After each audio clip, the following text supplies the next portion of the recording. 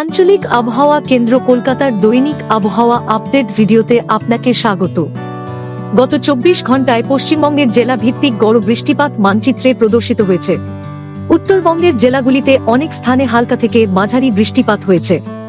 কালিম্পং, দার্জিলিং ও আলিপুরদুয়ার জেলায় এক দুটি স্থানে ভারী থেকে অতি ভারী বৃষ্টিপাত রেকর্ড করা হয়েছে।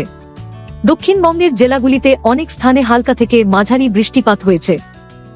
দক্ষিণবঙ্গের কলকাতা জেলায় এক স্থানে ভারী বৃষ্টিপাত রেকর্ড করা হয়েছে। দক্ষিণ পশ্চিম মৌসুমী বায়ু উত্তরবঙ্গের উপর সক্রিয় রয়েছে।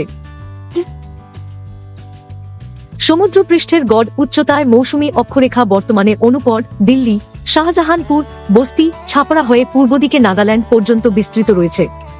উত্তর পশ্চিম বিহার ও সংলগ্ন এলাকার উপর গড় সমুদ্রপৃষ্ঠ থেকে 1.5 কিমি থেকে 3.1 কিমি উচ্চতার মধ্যে একটি উপরিস্তরের ঘূর্ণাবর্ত অবস্থান করছে। আগামী 7 দিন পশ্চিমবঙ্গের সমস্ত জেলার আবহাওয়ার পূর্বাভাস মানচিত্রে প্রদর্শিত হল।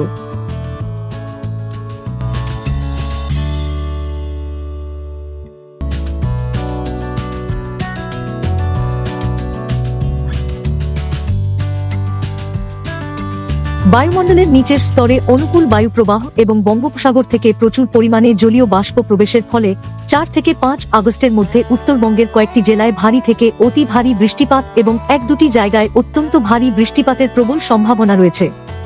এছাড়া 4 থেকে 7 আগস্টের মধ্যে দক্ষিণবঙ্গের কয়েকটি জেলায় বজ্রপাত সহ ভারী বৃষ্টিপাতেরও প্রবল সম্ভাবনা রয়েছে। আগামী 7 দিনের আবহাওয়ার সতর্কতা মানচিত্রে প্রদর্শিত হল। বজ্র বিদ্যুৎ সহঝট, বজ্রপাত বা প্রবল বৃষ্টিপাতের সময় নিরাপদ স্থানে আশ্রয় নিন।